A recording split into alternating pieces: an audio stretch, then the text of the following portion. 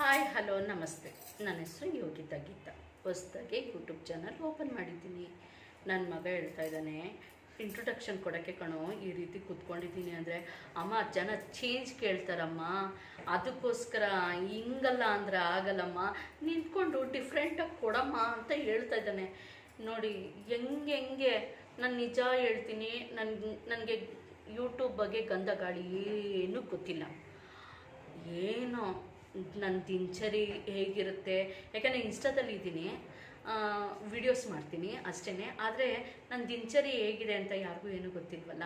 ಅದರಿಂದಾಗಿ ನನ್ನ ದಿನಚರಿಯನ್ನು ನಿಮ್ಮ ಹತ್ರ ಶೇರ್ ಮಾಡ್ಕೊಳ್ಳೋಣ, ನನ್ನ ಖುಷಿನ ನಿಮ್ಮ ಹತ್ರ ಶೇರ್ ಮಾಡ್ಕೊಳ್ಳೋಣ ಅಂತ ಅಂದ್ಕೊಂಡು ಯೂಟ್ಯೂಬ್ ಚಾನಲ್ ಓಪನ್ ಮಾಡಿದೆ.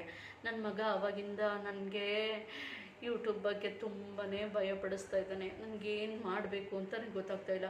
ಅಮ್ಮ ಒಂದಿನ ನೀನು ಎದ್ದೆ, ಟಿಫನ್ ಮಾಡಿದೆ, ಹಂಗೆ ಮಾಡಿದೆ, ಹಿಂಗೆ ಮಾಡಿದೆ ಅಂತ ಹೇಳ್ಬಿಟ್ಟು ನೀನು ಅಮ್ಮನ ಮನೆಗೆ ಹೋಗ್ತೀಯಾ, ಪಾರ್ಕಿಗೆ ಹೋಗ್ತೀಯಾ ಅಂತ ಇಷ್ಟು ತೋರಿಸ್ಬಿಟ್ರೆ ಆಗಲ್ಲಮ್ಮ. ಜನ ಚೇಂಜ್ ಕೇಳ್ತಾರಮ್ಮ. ನಿನ್ನಿಂದ ಮಾಹಿತಿ ಆಕ್ಸೆಪ್ಟ್ ಮಾಡ್ತಾ ಇದು ಏನಂತಾರೆ ಅದಕ್ಕೆ, ನನ್ನ ಮರ್ತೇ ಹೋಯ್ತಲ್ಲ, ಎಕ್ಸ್ಪೆಕ್ಟೇಷನ್ ಇಟ್ಕೊತಾರೆ. ನಿನ್ನಿಂದ ಎಕ್ಸ್ಪೆಕ್ಟೇಷನ್ ಇಟ್ಕೊತಾರೆ ಕಣಮ್ಮ.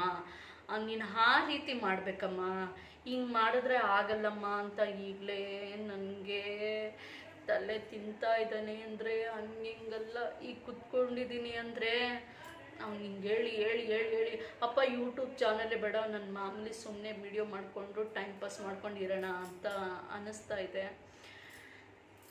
ನನ್ನ ಮಾತಲ್ಲಿ ಏನಾದರೂ ತಪ್ಪಿದರೆ ದಯವಿಟ್ಟು ಕ್ಷಮಿಸಿ. ಹೊಸದಾಗಿ ಯೂಟ್ಯೂಬ್ ಚಾನಲ್ ಓಪನ್ ಮಾಡಿದ್ದೀನಿ, ಪ್ಲೀಸ್ ಸಪೋರ್ಟ್ ಮಾಡಿ. ನಿಮ್ಮ ಪ್ರೀತಿ, ವಿಶ್ವಾಸ, ಮಮತೆ ಎಲ್ಲ ತೋರಿಸಿ ಪ್ಲೀಸ್.